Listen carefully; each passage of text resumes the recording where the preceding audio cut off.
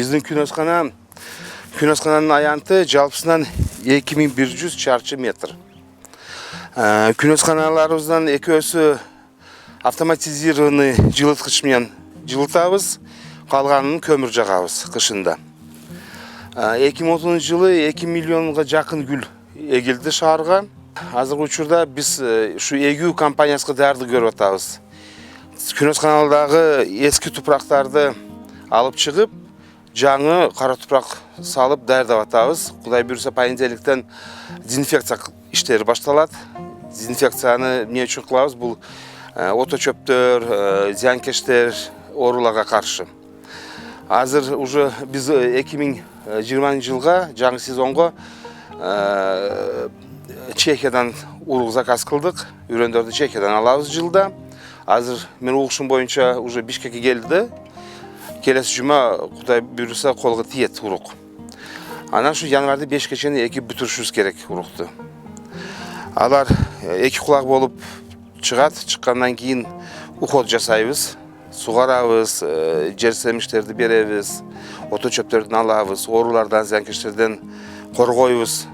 Анан чын жалпырактары 3-4 чын жалпырак чыкканда, анан пикировка кылып стаканчиктерге алабыз. Бул гүлдүн аталышы львиный зев.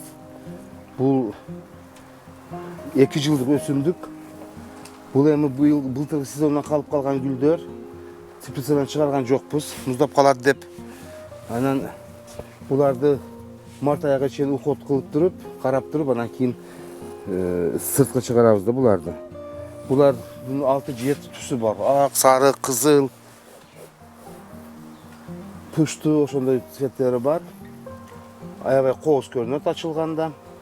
Анан биздин Оштун климатына, Тушту Кыргызстандын климатына бул туруктуу.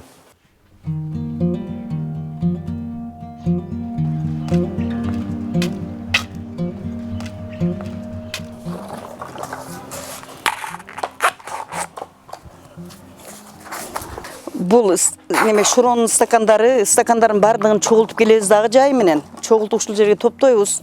Топтоп туруп анан ар бирин ушундай кылып ажыратып, немесинен, идишинен ажыратып, мына бирден коюп шамалдатып дегенде кургатып, анан кийин баягы Чехиядан келген уруктарыбыз пикировка деп коет, ар бирин бирден ушуга отургузуп, ар бир стаканга отургузуп, анан кийин шаарга жөнөтөбүз да. Себеп дегенде бул бугай отурулганын себеби шаарга эгилгенде көчөттөр чоңоюп, ушунун ичинде кыйла өзүнө келип барат дагы. Анан баргандан кийин эле бул көчөттү ушул жерден эле ушул боюнча экпестен, мына ушундай алып туруп жыртса, баягы стакан ичиндеги көчөт, уруктар, немелер ушул боюнча турат дагы. Оорулбастан эле качан эгилгенде болуп барып ордуна эгилип калат. Ошол себептен бунун гүлдөрүн ар бирин бирден стаканга отургузуп чыгабыз да.